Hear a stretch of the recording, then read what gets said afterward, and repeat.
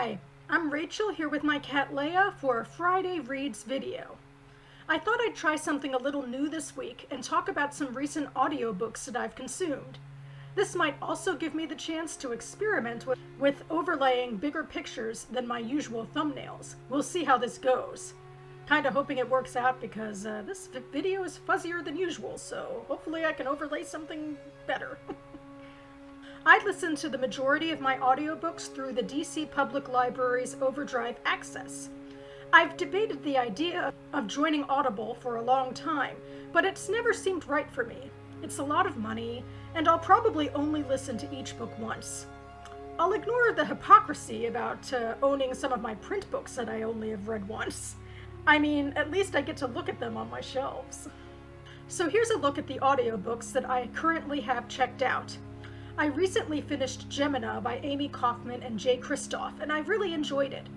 True, when it comes to plot and characterization, it's even more paper-thin than Illuminae, with snarky, badass teenagers going up against the evil Baytech Corporation. Sure, they're all martial arts and computer whizzes that get way too much accomplished on absolutely no sleep, but sometimes I'm into a lighthearted space romp like that. The dialogue makes it sound like an old-timey sitcom where they're always teasing you about how these knuckle-headed underdogs will outwit the big baddies next. Plus, there's flirtatious Han and Leia-heavy Star Wars-esque romance. But really, the audiobook is in a class of its own. I think that many people who might not like the Illuminae files on their surface might enjoy the performances of these radio dramas, essentially. It reads more like a script than a narrative, and we have upwards of 20 voice actors, plus sound effects, and they even put a song in the book to music. It's very effective and engrossing. Penguin Random House wrote an article about how they put all of this together. I've linked it down below. I'm also almost finished with Where Am I Now?, a memoir by Mara Wilson. Quite the change to go from a 13-hour sci-fi book to a 7-hour memoir.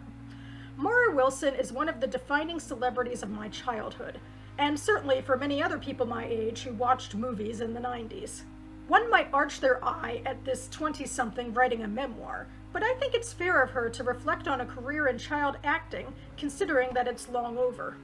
Plus, she's a good writer. I actually first reconnected with Mara a few years ago when I found her blog online. I'll link to it in the description. I've always kind of been jealous of people who have enough memory and distance to write their own memoirs. I occasionally ramble off things that happen to me in my journal, but it in no way sounds cohesive. Anywho, I suppose Mara's memoir is a little disjointed.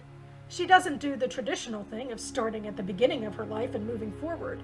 Instead, she has themes like sex and death and beauty standards forced on women, and then she explores them in chronological order. I'm recently paused in the middle of a letter that she's written to the Roald Dahl character, Matilda, and that's certainly the most focused on one of her major life events. It's kind of weird how she's so far removed from Hollywood now, but that film is probably still aired on television every other week. Anywho, let's go to my holds now, and much like my loans page, it says a lot about what I listen to. Basically, memoirs and speculative YA and adult fiction. They're either fast-paced or sort of non-fiction podcasty enough to keep my attention in listening mode. I add memoirs to my list more or less when they catch my interest. With Carrie Fisher's recent death, I've been extra interested in reading her works, so I decided to start with her first memoir, Wishful Drinking.